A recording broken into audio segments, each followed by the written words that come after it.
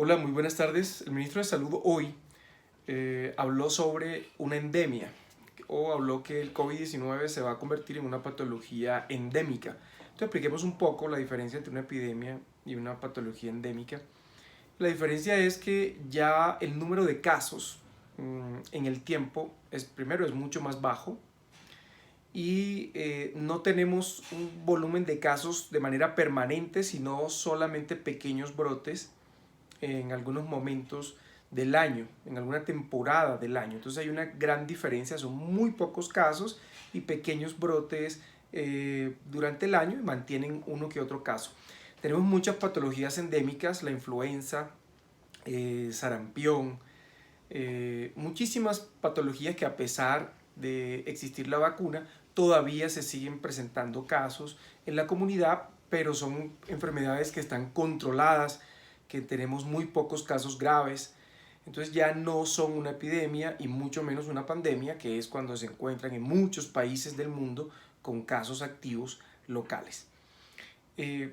¿Cuándo podemos dejar de utilizar el tapabocas y disminuir un poco las medidas? Bueno, cuando ya se controle la pandemia, esperamos que eso ocurra pronto, va bastante bien la vacunación. Hay algunos países del mundo donde todavía va muy atrasada, pero en Colombia ya casi el 50% de la población tiene por lo menos una dosis de la vacuna. Y después del después del tercer pico, los casos han disminuido muchísimo y los casos graves han disminuido mucho también, y las unidades de cuidados intensivos tienen cupos suficientes.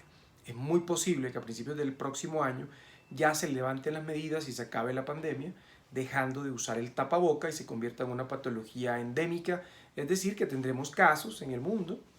Todavía no se sabe si sea necesario colocar la vacuna cada cierto tiempo, como ocurre con la influenza, pero en caso de que así sea, no es necesario que todos usemos tapaboca. Hay que seguir manteniendo unas medidas de ahora en adelante y para siempre.